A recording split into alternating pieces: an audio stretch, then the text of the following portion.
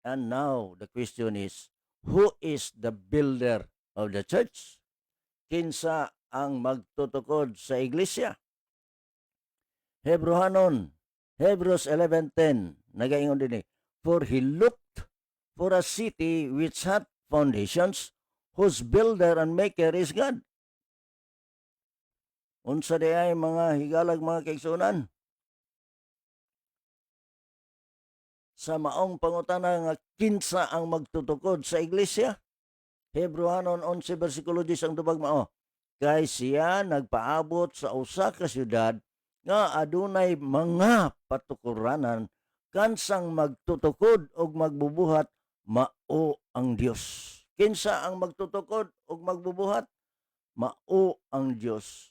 Ang Juan 10:30 o 30 naging din I and my Father are one.